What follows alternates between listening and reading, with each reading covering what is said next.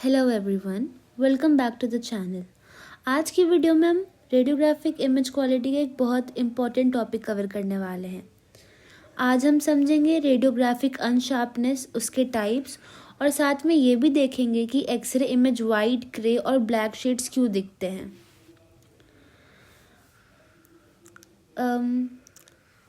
Question ये आता है कि एक्सरे इमेज में वाइट और ग्रे शेड्स क्यों होते हैं। इसका मेन रीज़न है एटीन्यूएशन। एटीन्यूएशन मतलब होता है जब एक्सरे बीम बॉडी से पास करती हैं तो कुछ रेडिएशन अब्जॉर्ब होती हैं और कुछ स्कैटर हो जाती हैं। जो स्ट्रक्चर्स डेंस होते हैं, थिक होते हैं या उनकी हाई एटॉमिक नंबर है, वो ज़्यादा एक्सरे अब्जॉर्ब करते हैं, जैसे बोन या मेटल, इसलिए वो वाइट दिखते हैं। सॉफ्ट टिश्यूज जैसे मसल्स, फैट, फ्लूइड, ये सब एक्सरे कम अब्जॉर्ब करते हैं, इसलिए ग्रे शेड्स में दिखते हैं।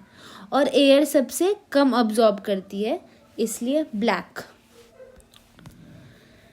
ये एक डायग्राम है फॉर चेस्ट एक्सरे, और इसमें हम लोग देख सकते हैं कि बोन, एयर, सॉफ्ट टिश्यूज या फैट अलग अलग अपीयरेंस दिखा रही हैं एक चेस्ट एक्सरे में। एयर सबसे ज़्यादा ब्लैक दिखती है क्योंकि एयर एक्सरे को सबसे कम अब्जॉर्ब करती है। फैट थोड़ा ग्रे शेड में होता है। सॉफ्ट टिश्यूज या मसल्स मीडियम ग्रे दिखती हैं, और बोन सबसे वाइट दिखती है। Like you can see here, these are the bone structures, इसलिए वो सबसे ज़्यादा वाइट दिख रही हैं। और soft tissues are giving that grey appearance,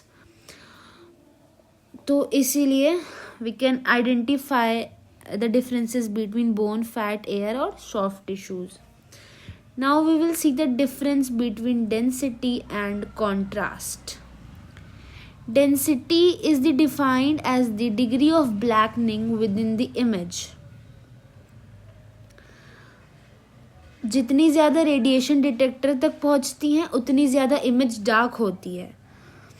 and contrast is image के अंदर डिफरेंट स्ट्रक्चर्स के बीच difference in density. Low contrast image में ग्रे शेड्स ज़्यादा होती है और डिफरेंस कम होता है, पर जो हाई कंट्रास्ट इमेजेस होती है उनका ब्लैक वाइट डिफरेंस ज़्यादा क्लियरली विजिबल होता है। तो अगर हम एक एक्सरे देख रहे हैं तो अगर उसमें ब्लैक लाइक एयर, वाइट जैसे बोन, अगर इसमें हमारी क्लियरली विजिबल है डिफरेंसेस, तो इसका मतलब है कि वो एक्सरे हाई कॉन्ट्रास्ट इमेज है। तो एक आइडियल रेडियोग्राफिक इमेज में ऑप्टिमम कॉन्ट्रास्ट होना चाहिए ताकि एनाटॉमी क्लियरली समझ आए। Now we will see what is movement unsharpness and absorption unsharpness. Movement unsharpness तब होती है जब पेशेंट मूव करे, इक्विपमेंट मूव करे या रिसेप्टर मूव करे, जैसे हार्ट बीट, ब्रीथिंग या पेशेंट का हिलना। मूवमेंट होने की वजह से ऑब्जेक्ट और रिसेप्टर के बीच डिस्टेंस चेंज होता है, जिससे इमेज ब्लर हो जाती है। इसलिए पेशेंट को हमेशा प्रॉपर इमोबिलाइजेशन और क्लियर इंस्ट्रक्शंस देना बहुत इंपॉर्टेंट होता है। Now we will see what is absorption unsharpness. Absorption unsharpness objects की शेप की वजह से होती हैं।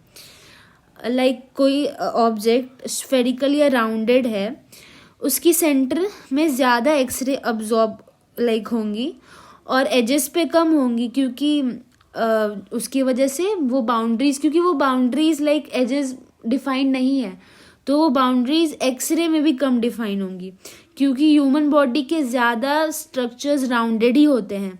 इस अनशार्पनेस को कम्प्लीटली रिमूव नहीं किया जा सकता, तो सिर्फ रिड्यूस किया जा सकता है। तो that's why absorption unsharpness happens.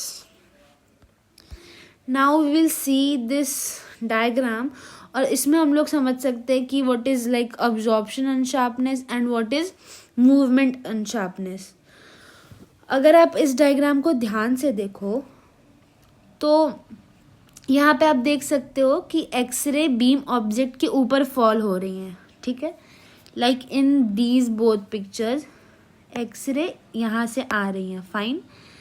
But जब ऑब्जेक्ट राउंड या कर्व शेप में है दिस, तो सेंटर पार्ट पे सबसे ज़्यादा एक्सरे एटीन्यूएट हो रहा है, सबसे ज़्यादा अब्जॉर्ब कर रहा है, और एजेस की तरफ अब्जॉर्प्शन ऑब्वियसली कम हो जाए क्योंकि ये राउंडेड है स्ट्रक्चर यहाँ पे। लेकिन जैसे ही आप रेक्टेंगुलर स्ट्रक्चर को देखोगे तो उसकी जो एजेस है ये स्ट्रेट हैं और डिफाइंड दिख रही हैं। तो इसी की वजह से इमेज के बॉर्डर्स थोड़े राउंड ऑब्जेक्ट में ब्लर हो जाते हैं और इल डिफाइन हो जाते हैं। इसी को हम अब्जॉर्प्शन अनशार्पनेस बोलते हैं। और नीचे जो लाइक बगल में जो चेस्ट एक्सरे इमेज दिख रही है उसमें भी रिब्स की एजेस थोड़ी सॉफ्ट दिख रही हैं, like this you can see in this chest x ray.